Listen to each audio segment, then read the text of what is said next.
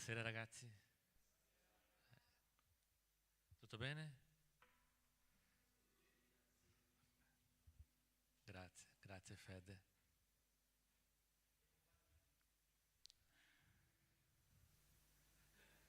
Apriamo le nostre Bibbie nel Salmo del numero 54.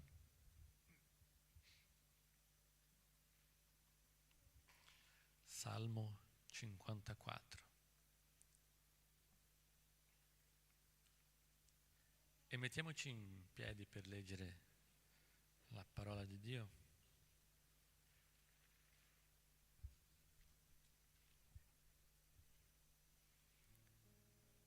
Oh Dio, salvami per amore del tuo nome e fammi giustizia per la tua potenza. Oh Dio, ascolta la mia preghiera, porgi orecchio alle parole della mia bocca, poiché degli stranieri sono insorti contro di me e dei violenti cercano l'anima mia. Essi non tengono Dio presente davanti a loro. Ecco, Dio è il mio aiuto. Il Signore è colui che sostiene l'anima mia. Egli farà ricadere il male sui miei nemici. Nella tua fedeltà distruggili. Con cuore generoso ti offrirò sacrifici. Celebrerò il tuo nome, oh Signore, perché sei buono. Infatti mi hai salvato da ogni disgrazia e l'occhio mio ha visto sui miei nemici quel che desideravo. Un salmo da Davide mentre era perseguitato. Un salmo dove allo stesso tempo che lui chiede aiuto a Dio per proteggerlo, lui anche afferma di sapere che questo Dio è il Dio che lo sostiene, il Dio che offre questa sicurezza, e questo è il nostro Dio. Anche noi possiamo essere perseguitati, oppure possiamo semplicemente attraversare un brutto momento nella nostra vita, la scuola, università, famiglia, lavoro.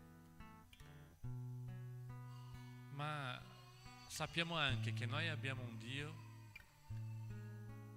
che è lì sempre presente, un Dio che è il nostro rifugio, anche quando non sembra avere scampo, un Dio che ci protegge anche quando non crediamo ci sia modo di scappare,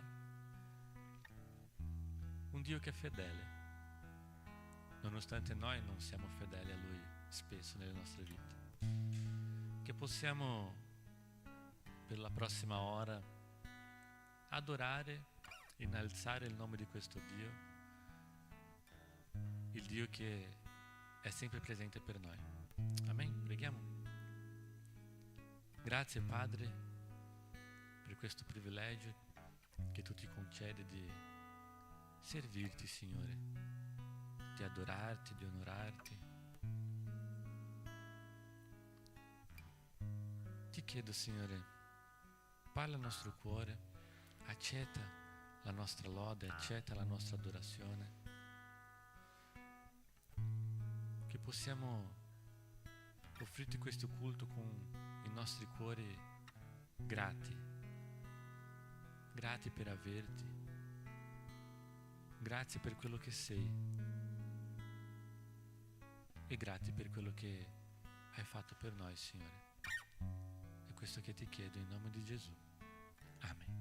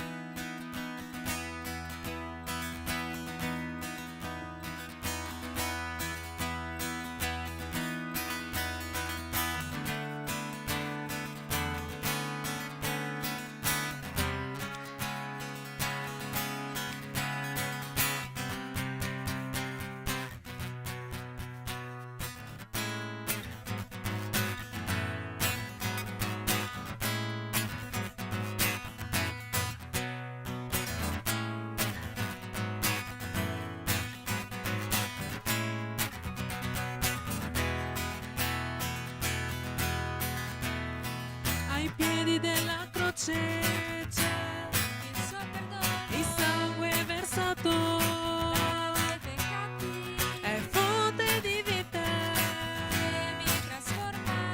in una nuova creatura. In mezzo all'adorazione c'è, La sua presenza, in mezzo alla la celebrazione gioia del suo spirito, e nelle sue promesse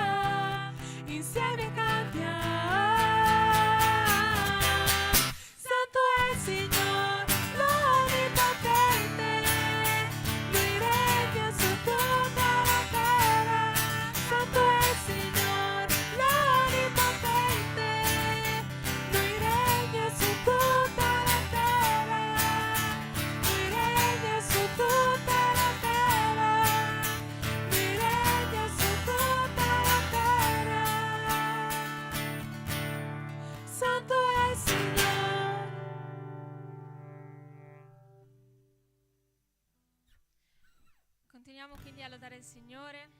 Abbiamo appena cantato che il Signore è santo, adesso cantiamo che il Signore è grande, che in Lui abbiamo ogni cosa, abbiamo la vittoria, che in Lui noi abbiamo la forza di poter affrontare le difficoltà della nostra vita e che attraverso questa prossima lode noi possiamo riconoscere questo e che possiamo ringraziare il Signore per tutte le cose che ha fatto nelle nostre vite, ringraziare il Signore per tutte le opere buone che ha fatto, che sicuramente sono convinta ce ne sono, e niente, che possiamo lodare il Signore con il nostro cuore pieno di gratitudine.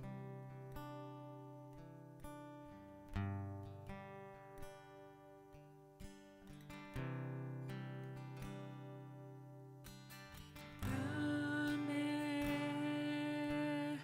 è il Signore, Lui è degno di ogni lode. La città del nostro Dio è il luogo santo. La gioia della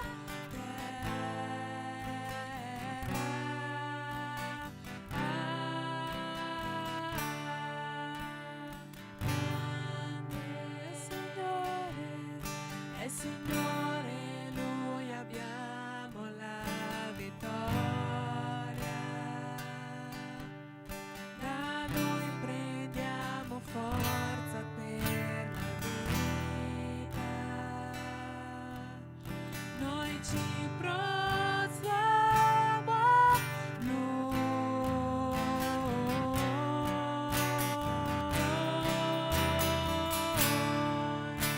Signore, noi vogliamo lodare Te. Vogliamo ringraziarti per le opere che hai fatto. Noi ora confidiamo nel tuo amore, perché soltanto tu, eterno, regni in terra e in cielo.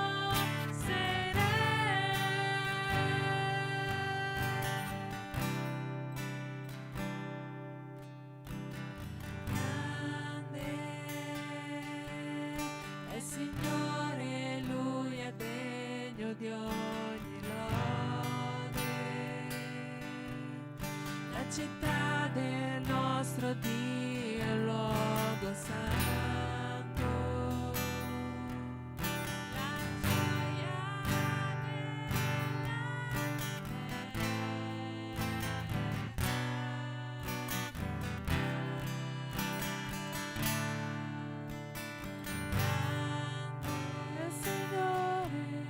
è il Signore, Lui abbiamo la vittoria.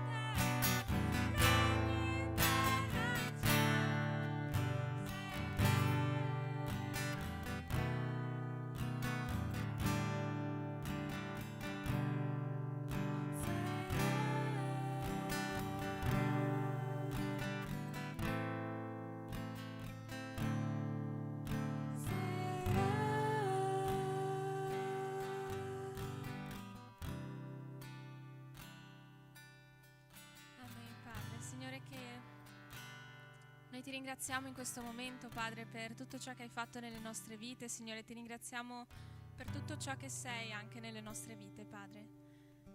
Ti ringraziamo per la tua bontà, per il tuo amore, Signore, e per la tua grandezza, Signore.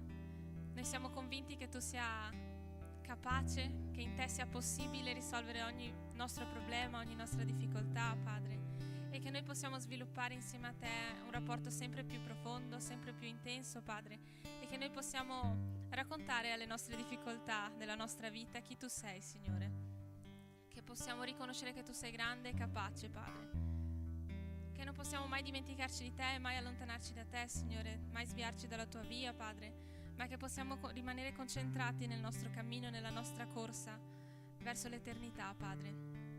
Accompagnaci, Signore, in questo percorso, Signore, e che noi possiamo essere sempre più simili a te, Signore, in modo che le persone attorno a noi possano riconoscerti nelle nostre vite, nelle nostre azioni, nei nostri pensieri, Padre. Se fosse per noi da soli non riusciremo a portare niente di buono in questa terra, Padre, ma tu sei con noi, Signore. Tu ci hai mandato Gesù come esempio da seguire, Padre, e che noi possiamo veramente essere più simili a te, più simili al tuo Spirito Santo, Signore.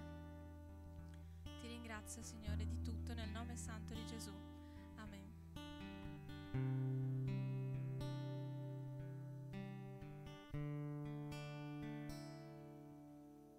Glorioso Re dei Re, vestito di maestà, la terra gioirà, la terra gioirà. C'è luce intorno a Re, la voce sua si udrà, il male tremerà, il male tremerà. Dio grande, Dio, canta che Dio grande, Dio, e si vedrà che grande Dio è il nostro Dio.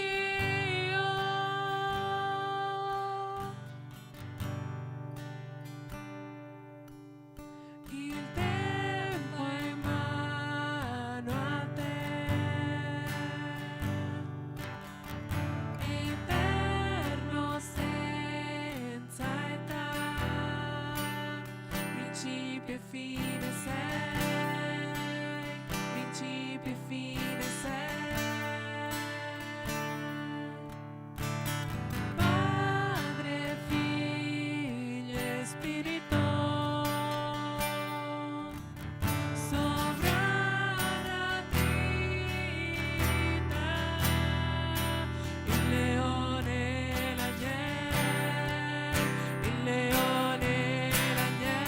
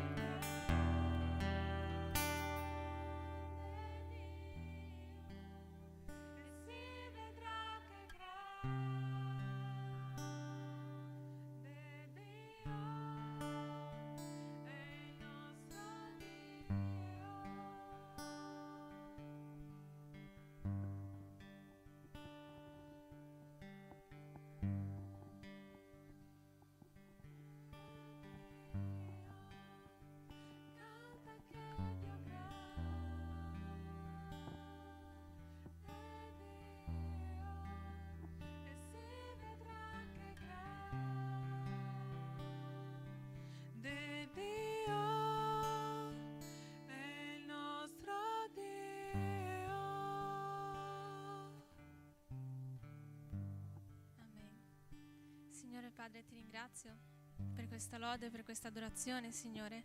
Ti chiedo di benedire il predicatore di questa sera, Signore, che tu possa usare la sua vita per parlare direttamente ai nostri cuori, Padre. Ti ringrazio per l'opportunità anche che ci dai di essere qua questa sera, Signore, in totale libertà, nel poter cantare a te, nel poter parlare della tua parola, Signore, e che tu possa concedere questa libertà anche a tutte le persone, a tutti i popoli che non ce l'hanno, Padre. Che tu possa continuare a dar forza a loro di poter portare la tua parola anche nonostante le difficoltà, Padre. Ti ringrazio, Signore, per il loro coraggio e ti chiedo di benedire le loro vite, Signore. Benedici anche le nostre, Padre, e che noi possiamo essere onorati questa sera di poter essere qua e che possiamo sentire intensamente la tua presenza e la tua voce che parla ai nostri cuori, Padre. Ti ringrazio per tutto, nel nome santo di Gesù. Amen. Potete sedervi?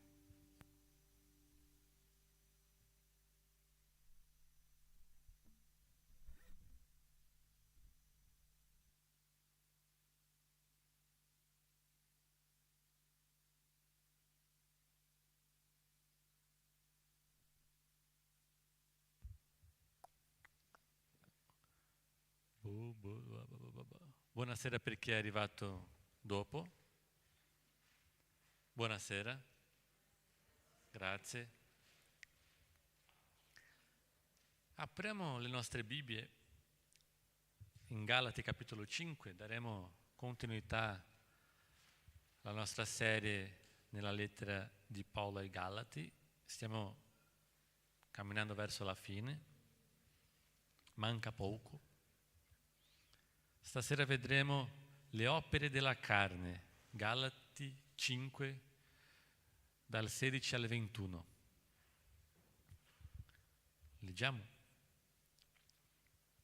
Io dico, camminate secondo lo Spirito e non adempirete affatto i desideri della carne, perché la carne ha desideri contrari allo Spirito e lo Spirito ha desideri contrari alla carne. Sono cose opposte tra di loro, in modo che non potete fare quello che vorreste. Ma se siete guidati dallo Spirito, non siete sotto la legge.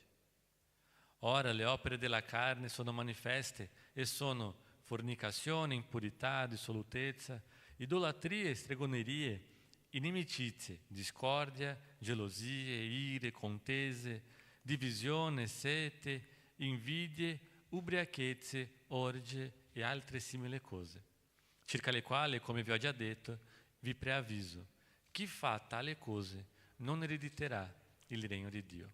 Preghiamo.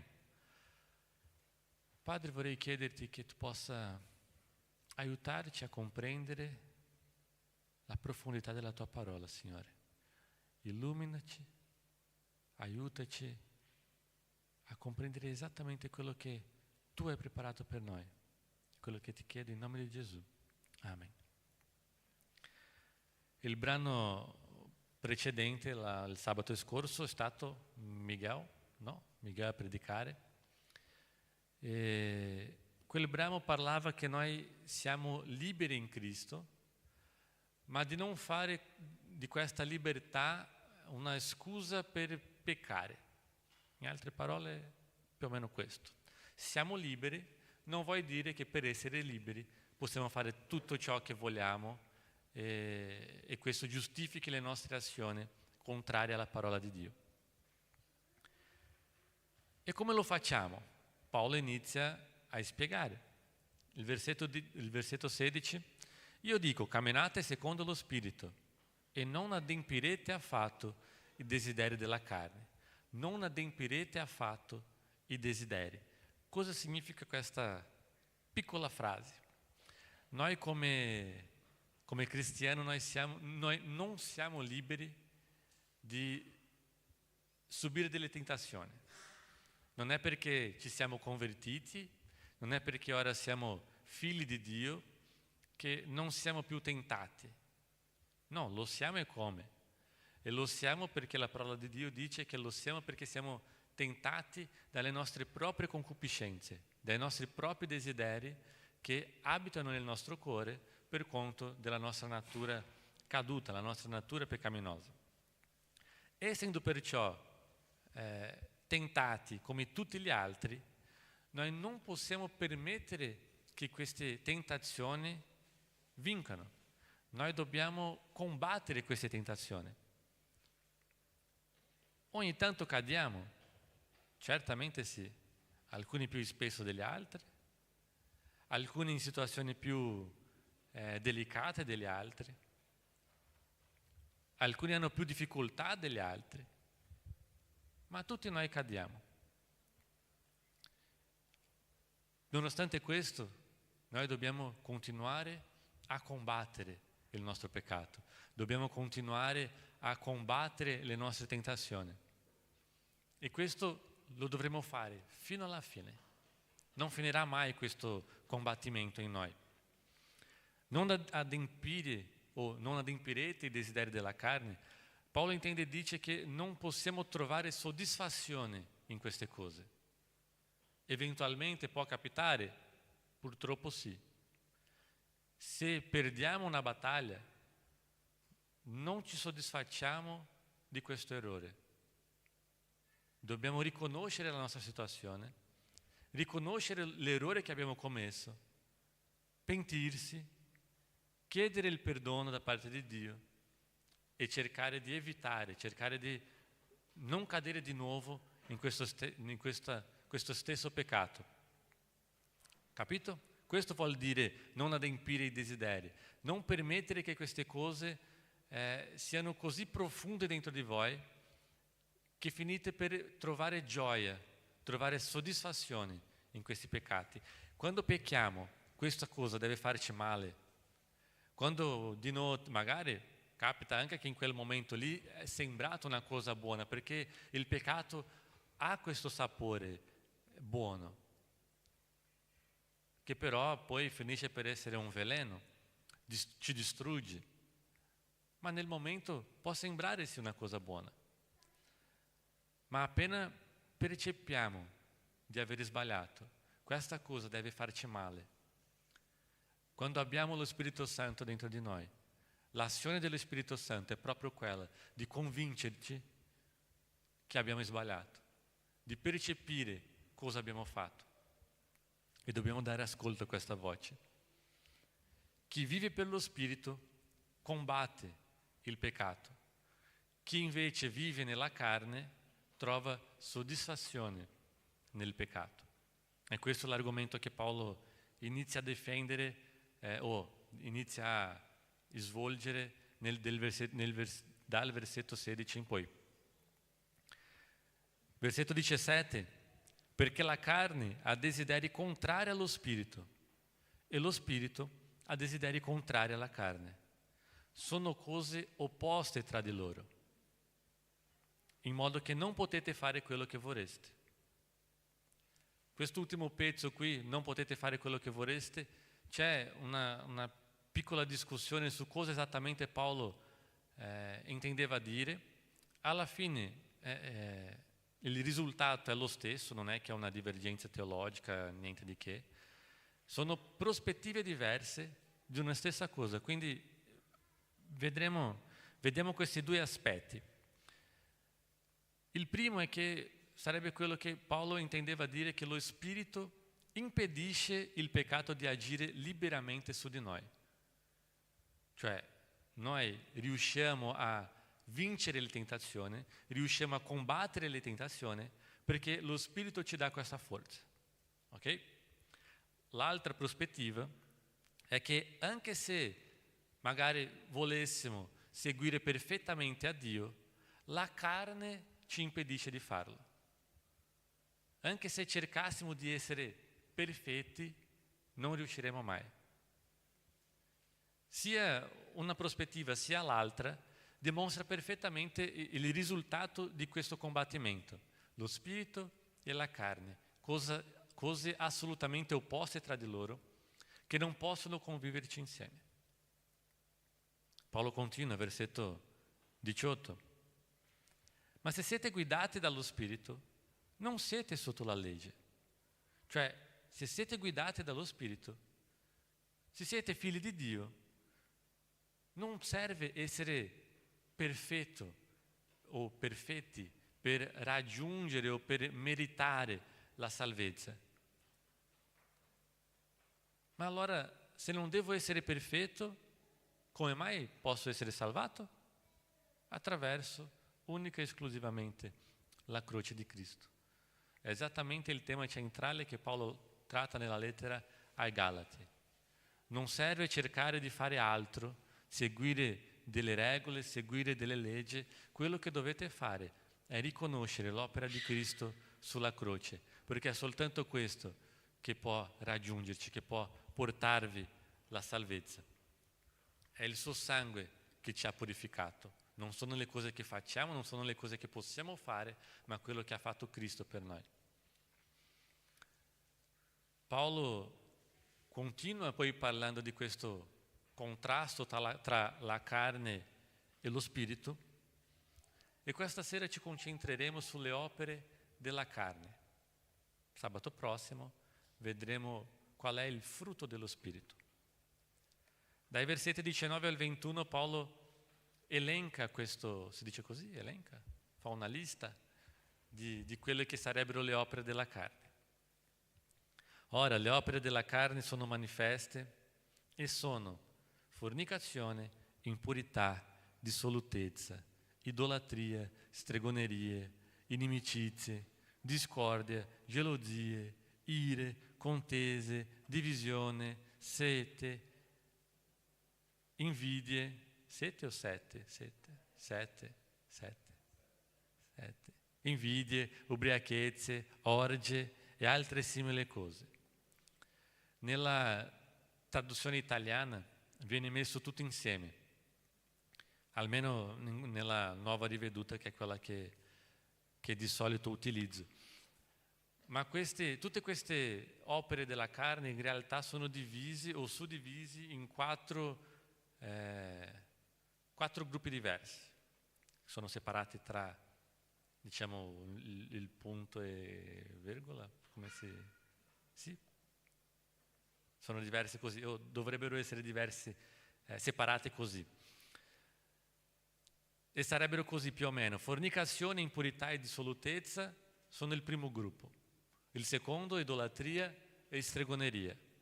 Il terzo, inimicizia, discordia, gelosie, ire, contese, divisione, sette, invidie. E per ultimo, ubriachezze, orge e altre simili cose. Il primo gruppo, il gruppo 1, tratta i peccati sessuali: fornicazione, impurità e dissolutezza. Cosa sarebbe fornicazione? La parola usata qui è la parola porneia, di cui abbiamo già parlato mesi fa, non so se vi ricordate. La parola porneia è quella che ha il campo semantico più ampio per parlare di moralità sessuale. Cosa vuol dire? Praticamente qualsiasi cosa. La parola porneia possiamo dire che tratta non solo di relazione sessuale, ma qualsiasi atto sessuale o qualsiasi intenzione sessuale, oppure qualsiasi contenuto sessuale, sia in quello che vediamo, quello che facciamo, quello che pensiamo, quello che parliamo, che sia fatto al di fuori del matrimonio. Qualsiasi una di queste cose, al di fuori del matrimonio, è immoralità sessuale, o in questo contesto qui è fornicazione. La seconda parola utilizzata da Paolo è impurità. L'aspetto qui è più un aspetto morale, che sarebbe una immoralità di pensiero o di motivazione. Il fatto di pensare o di essere motivato, che sia la mia attitudine, quello che ho fatto, quello che ho pensato, motivato da una natura sessuale, questo è impurità. Il terzo, dissolutezza. Cosa significa dissolutezza? L'assenza di vergogna o l'assenza di decenza. È non solo peccare nell'ambito sessuale, ma farlo pure con arroganza, farlo provocando gli altri o provocando la caduta degli altri, l'errore degli altri, senza importarsi con quello che succederà. Queste sono le 3 parole utilizzate da Paolo: dissolutezza, impurità e fornicazione. Ragioniamo un po' su questo. In altre parole, se non siete sposati, ok? Cioè qui presenti, tranne io, Camilla, Aleph e Vittoria, c'è qualcuno, e i 9 sposi. Ah, c'è Gabrielare, scusami.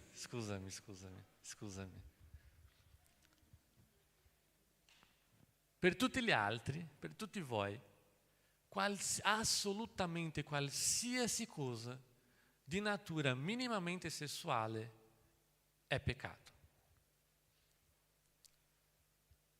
Difficile, no? Ho pensato qualcosa? Peccato. Ho fatto qualcosa? Peccato. Ho voluto fare? Peccato.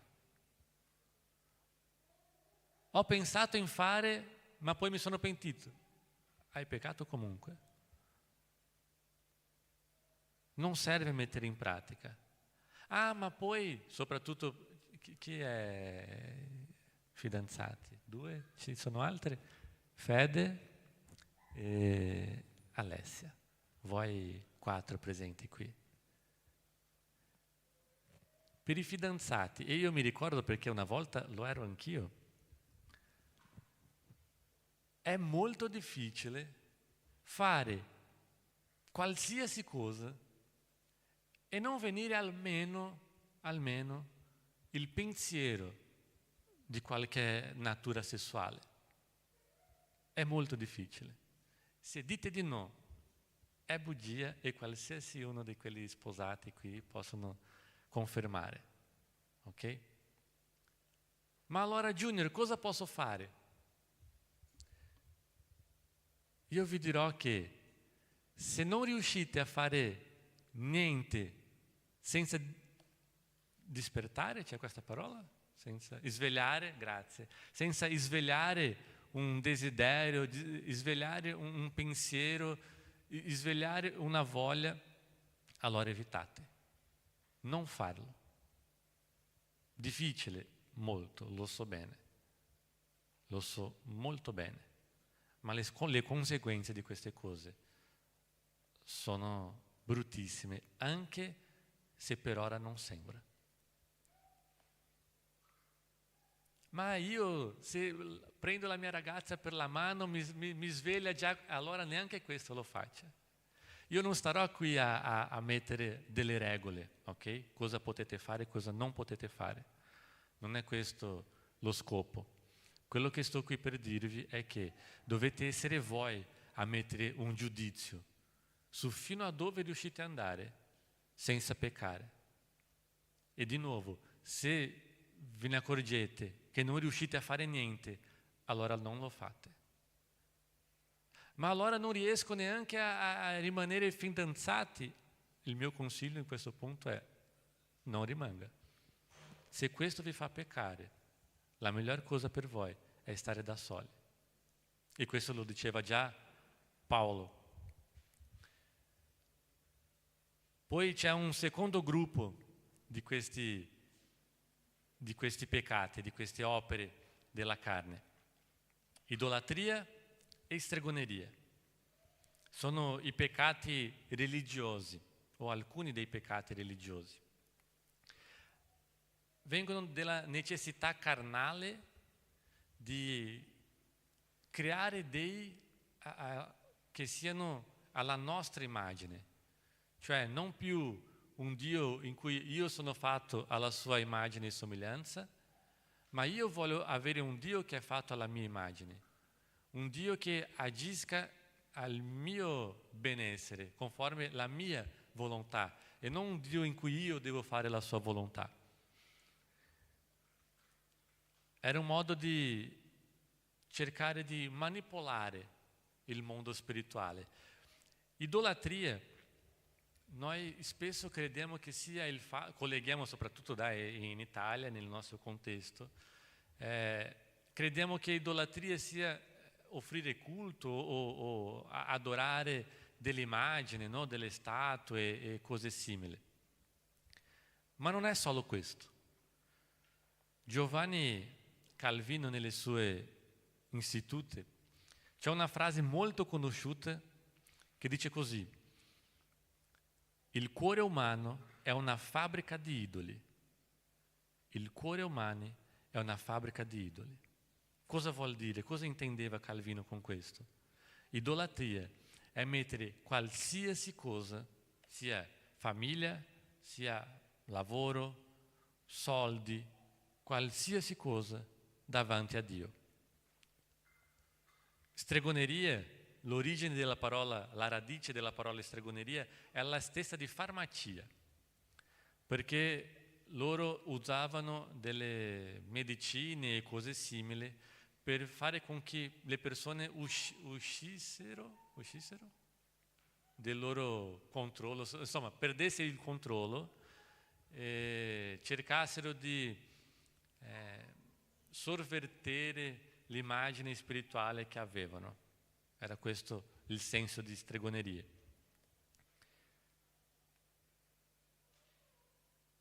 Il terzo gruppo, i peccati sociali e relazionali. Inimicizie, discordie, gelosie, ire, contese, divisione, sete e invidie. Tutti peccati che ci mettono gli uni contro gli altri. Io spero che almeno in questo bellissimo gruppo che abbiamo qui, che non sia una realtà tra di noi. Lo è o no? Io spero di no. Spero di no. Avere delle inimicizie, avere gelosie, sono i principi di una rottura che effettivamente capiterà prima o poi. E tra l'altro noi siamo fratelli in Cristo. Noi dobbiamo aiutarci, dobbiamo sostenerci e non attaccare gli uni gli altri, non offendere, non causare divisione, non mettere un gruppo contro l'altro. Dobbiamo stare insieme, appoggiare, servire gli uni gli altri. E spesso queste cose capitano quando permettiamo che il nostro cuore pieno di orgoglio vinca. Tutto nasce dall'orgoglio. Dal momento in cui io non metto più l'altro davanti a me, nel momento in cui io non vedo il prossimo come qualcuno a cui io devo servire, ma vedo in questa persona qualcuno che deve servire a me. Io sono più importante. Io devo essere felice. Io devo ricevere le cose migliori. Io devo essere la persona più carina, la persona più gentile. Io devo essere la persona più speciale, non gli altri. Nel momento in cui ci mettiamo davanti agli altri, iniziano le divisioni. Se riusciamo ad avere in nostro cuore gli altri, siano quelli che ci piacciono di più, siano quelli che ci piacciono di meno, se loro sono persone a cui dobbiamo servire e abbiamo questo molto chiaro nella nostra mente, noi evitiamo tutti questi peccati qui. Non importa se quello che mi ha fatto mi ha ferito. Questo parla soltanto riguardo a chi è quella persona, non a me. Io sono qui per servirla. E non c'è cosa peggiore che quando una persona ci tratta male, anche quando non ha avuto l'intenzione, quando quello che facciamo verso di questa persona è trattarla bene. È difficile, lo è, ma sarà molto più difficile per quella persona, perché sentirà quello che ha fatto e la differenza tra di voi. Quindi serviamo.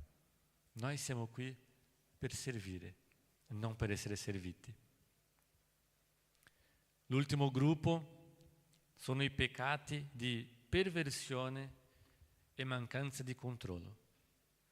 Peccati in cui l'essere umano si permette di essere trascinato dai suoi desideri, al punto di perdere il controllo del proprio corpo. Nell'elenco c'è l'ubriachezza e le orge.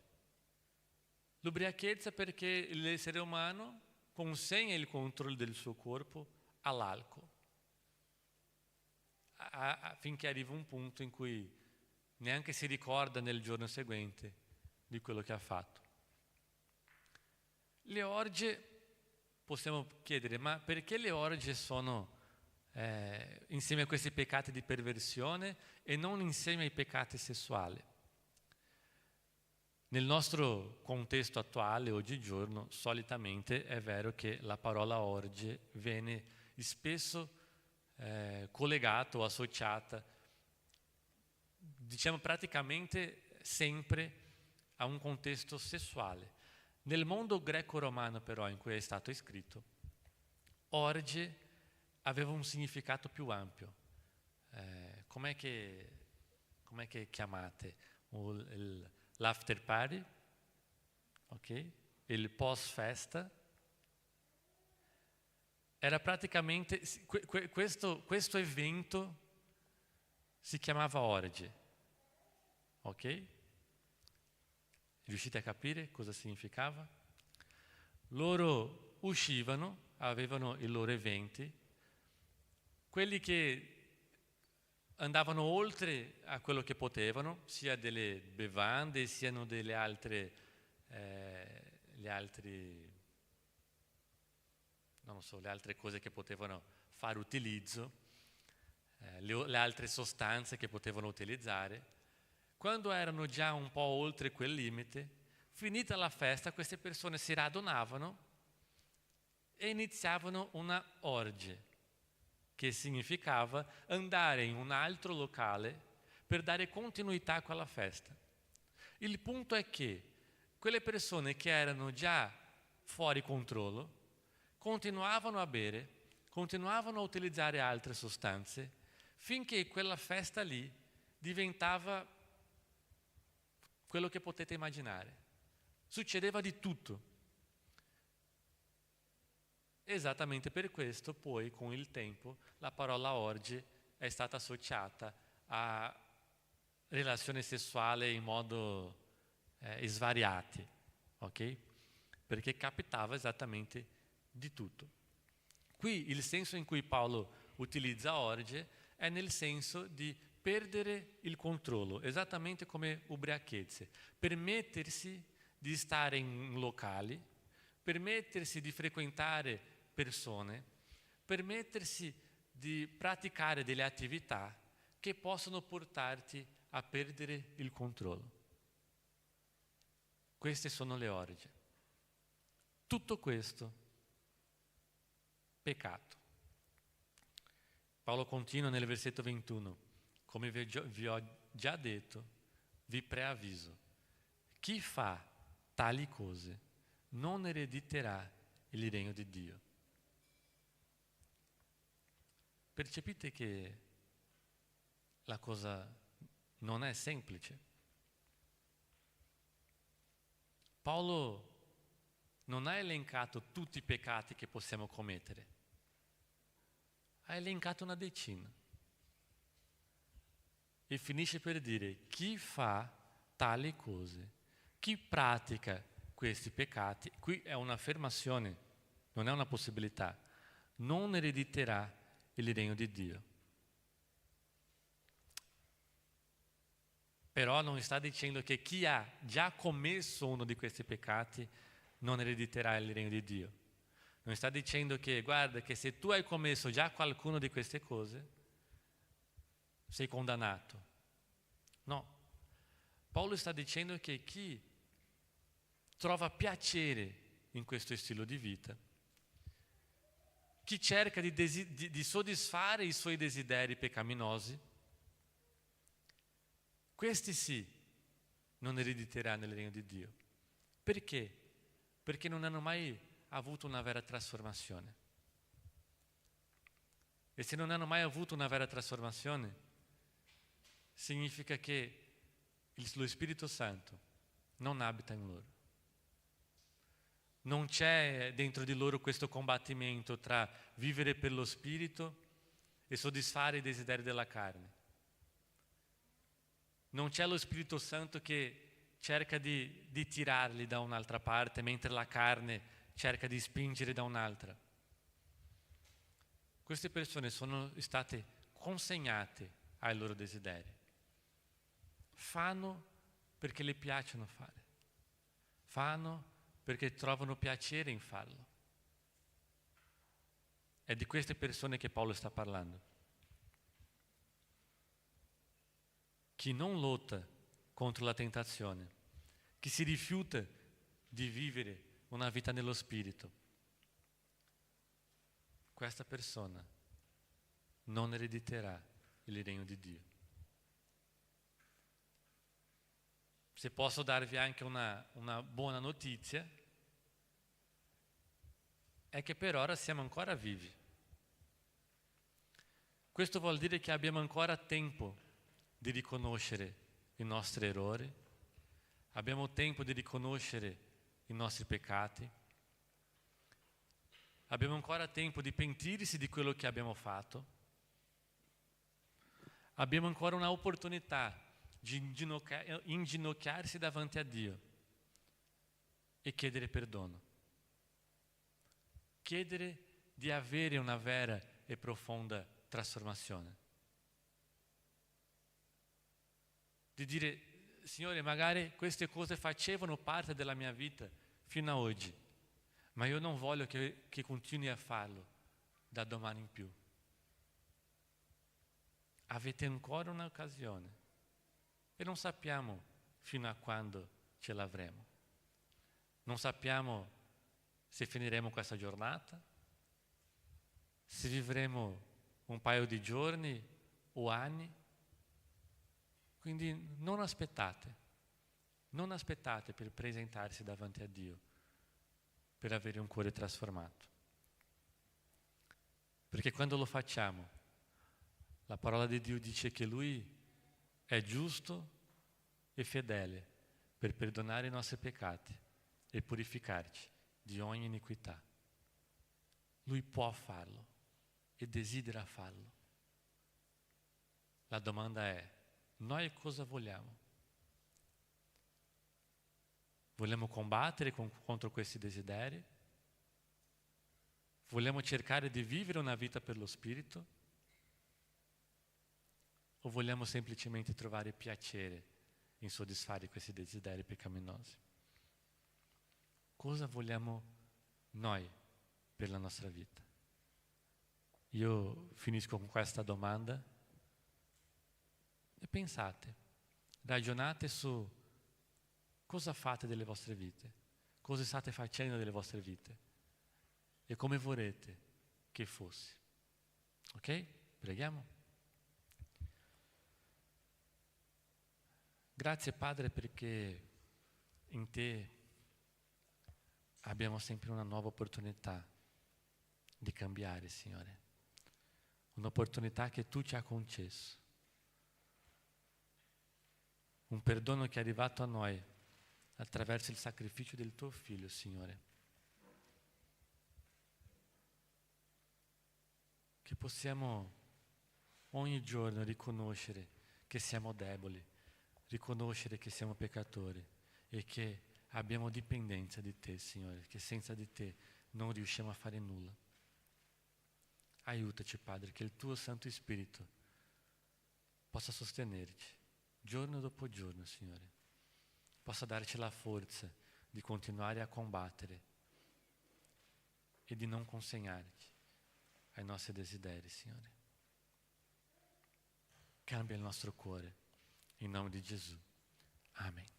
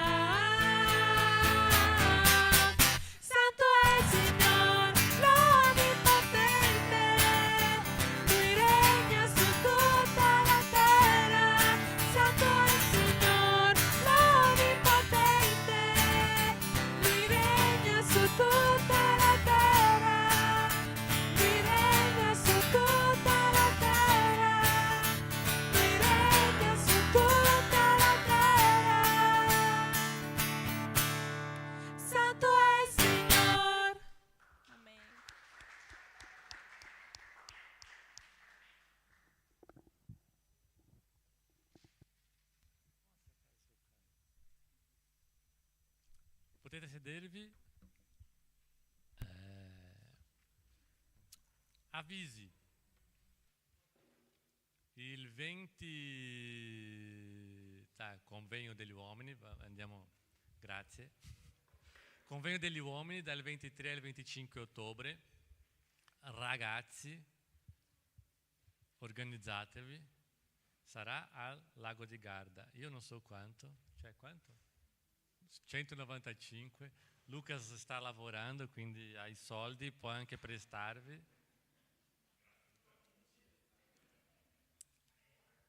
Prossimo avviso.